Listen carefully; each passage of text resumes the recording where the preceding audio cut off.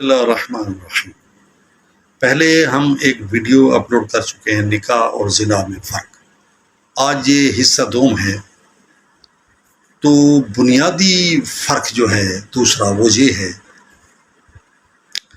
کہ نکاح نسل انسانی کی بڑھوتری کا باعث ہے، اضافے کا باعث ہے، جبکہ زنا نسل انسانی کے فساد کا باعث ہے، فساد النسل کا باعث ہے۔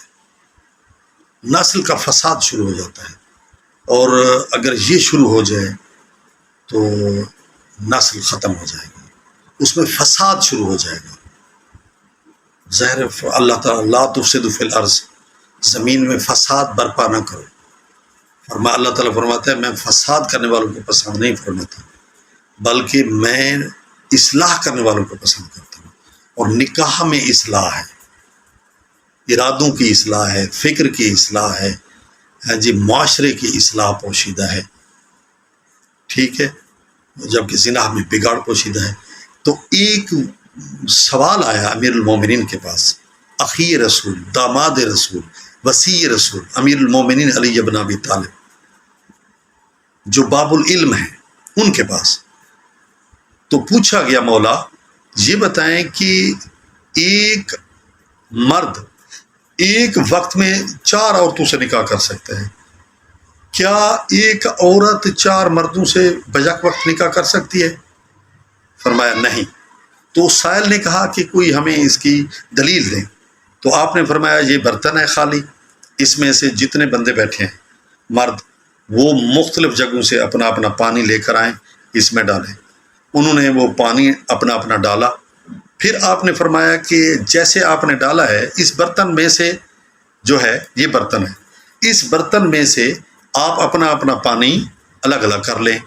تو انہوں نے کہا یہ تو نہیں ہو سکتا، گڑبڑ ہو گیا، مل گیا ہے، پانی بھی جدا ہو سکتا ہے۔ فرمایا یہی وجہ ہے۔ تو یہ مثال آپ کے لیے کافی ہے۔ فرمایا جس طرح یہ پانی الگ نہیں ہو سکتا، اسی طرح عورت بھی ایک ظرف کی مانند ہے۔ اگر اس کے بیک وقت 4 شوہر ہوتے تو اور وہ 4 شوہر اس سے جمع کرتے تو وہ کیا پتہ چلتا کہ یہ کس کا پانی تھا، کس کا نطفہ تھا، اور یہ کس کا بچہ ہے جو پیدا ہوا ہے؟ تو لڑائی شروع ہو جاتی، فساد شروع ہو جاتا۔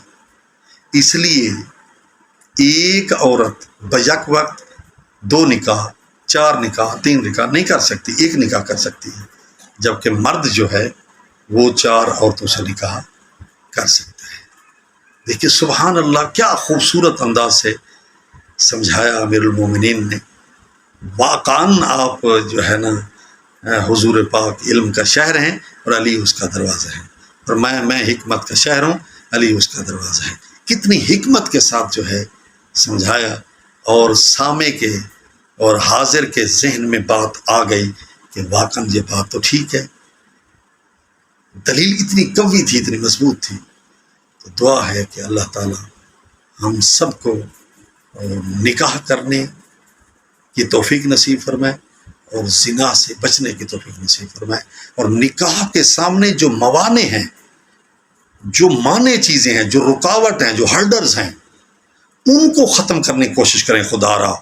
سادگی کی طرف آ رہے ہیں خدا را، خود عورتوں کو بھی سمجھائیں، اپنے گھر میں ایسا ماحول پیدا کریں، یہ ویڈیو سنائیں خدا را کہ کتنی بچیاں ہیں جو ہاتھ پیلے کرنے کے لیے جو پیسے کے انتظار میں بیٹھی ہیں کہ اتنے لاکھوں ہوں، زیورات بنے، وہ چیز فلاں چیز بنے، فلاں چیز بنے تو ہم نکاح کریں، یا ہمارے ہم پلہ اتنی ہماری زمینیں ہیں، ان کی بھی اتنی زمینیں ہوں تو ہم نکاح کریں، ہماری اتنی تعلیم ہے ان کی بھی اتنی تعلیم نہیں۔ مولا نے فرمایا نہ مال کی طرف دیکھو، نہ خوبصورتی کی طرف دیکھو، بلکہ دین کی طرف دیکھو۔ اگر تم مال کی طرف دیکھو گے اور خوبصورتی کی طرف دیکھو تو دونوں چیزوں سے محروم ہو جاؤ گے۔ اگر دین کو مد نظر رکھ کر تم نکاح کرو گے تو دونوں چیزوں کو پالو گے، مال بھی مل جائے گا، خوبصورتی بھی مل جائے گا۔ تو دعا ہے انشاءاللہ یہ پارٹ 2 ہے، پھر ہم آگے چلتے جائیں گے نکاح اور زنا میں فرق، تو آگے بھی وہ حصہ ڈالیں گے۔ دعا ہے کہ اللہ تعالی ہم سب کو دین مبین کو سمجھنے اور اس پر عمل کرنے کی توفیق نصیب فرمائے۔ السلام علیکم ورحمۃ اللہ وبرکاتہ۔